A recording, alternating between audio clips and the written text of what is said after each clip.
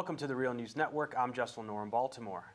During President-elect Trump's campaign, he promised to take on banks like Goldman Sachs for ruining the lives of hardworking Americans. Here's a clip. The establishment has trillions of dollars at stake in this election. For those who control the levers of power in Washington and for the global special interest, they partner with these people that don't have your good in mind.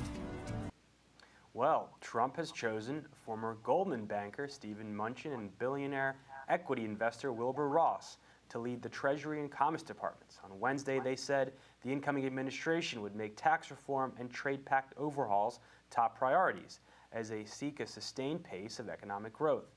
Mnuchin also signaled a desire to remove U.S. mortgage finance companies Fannie Mae and Freddie Mac from government ownership, a move that could have wide-ranging ramifications for how Americans pay for their homes. Well, now joining us to discuss this and more from Kansas City, Missouri is Bill Black. Bill is an associate professor of economics and law at the University of Missouri, Kansas City. He's a white-collar criminologist, a former financial regulator, and the author of The Best Way to Rob a Bank is to Own One. And of course, he's a regular contributor to The Real News. Thanks so much for joining us, Bill. Thank you. So, Bill, as we all know, Trump had promised to drain the swamp. Let's start with Mnuchin. He spent 17 years at Goldman Sachs. And what's not been widely reported is that he's known as the foreclosure king for heading the bank IndyMac when it kicked tens of thousands of people out of their homes. What can you tell us about him? So he's a second-generation Goldman Sachs. You had a choice in the election between Hillary Clinton, who had incredibly close ties to Goldman Sachs, or Donald Trump, who promised that would end, and his first major act is to appoint a top Goldman Sachs person, and is interviewing the managing director as well, according to news reports. So yet another campaign province that didn't survive 10 days after an election. And Mnuchin and Ross also criticized the financial reform legislation known as Dodd-Frank, passed after the financial crisis. They said it's too complicated and cuts back lending. The Wall Street Journal reported that regional banks in particular have been lobbying for relief from Dodd-Frank. And Mnuchin said that's the engine of growth for small and medium-sized businesses. How do you respond to that? Well, first, it, of course, hasn't been much of an engine for growth, but that is the common rhetoric. What they failed to mention, of course, was that the Republican platform called for the return of Glass-Steagall. And Mnuchin's one of his first initiatives, he said, was to get rid of the only surviving portion along the lines of Glass-Steagall, dividing banks, trying to keep them out of these speculation in derivatives through the so-called Volcker Rule. So the Volcker Rule is sort of Glass-Steagall light. And again, the Republican platform says return Glass-Steagall heavy. Instead, well, that's another one of those campaign things that are not going to happen. They're going to go exactly the opposite direction, and they say it's a top priority to get rid of the last remnants of Glass-Steagall philosophy.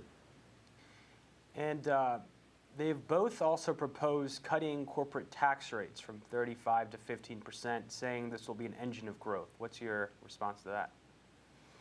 Yes, and why don't we then cut them to zero? If they claim that this would double the growth rate in the United States, why not bring it to zero and quintuple it or something like that? No, there's no basis for believing that a country like the United States can achieve any such growth increases through such a mechanism. Tiny countries that want to become tax havens can do that, like Ireland.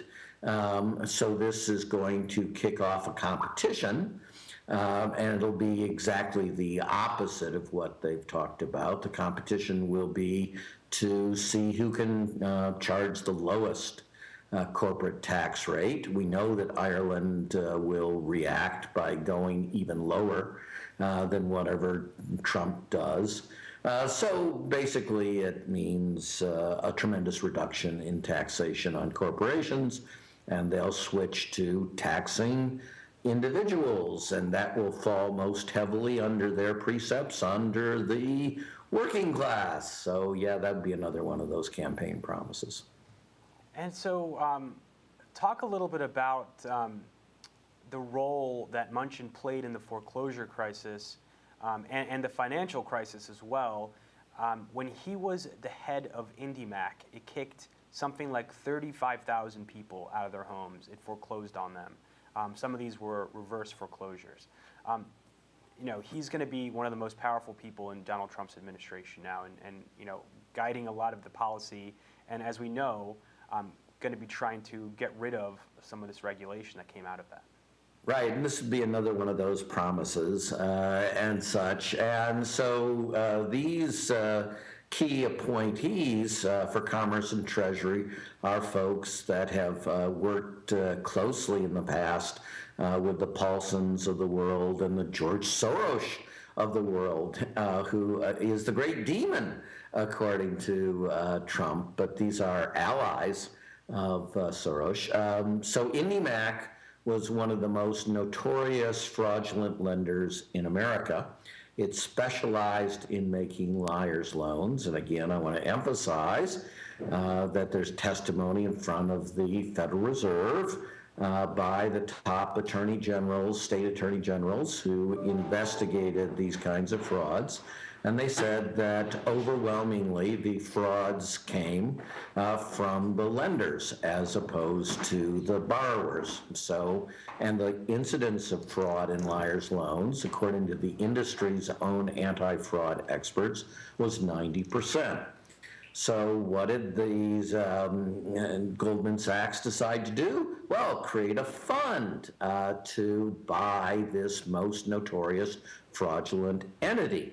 And did they do it so they could provide recompense to the victims of the fraud, the borrowers? No, of course not. They did it so that they could start this aggressive wave of foreclosing on the fraudulently originated loans, double victimizing the people that took out these loans.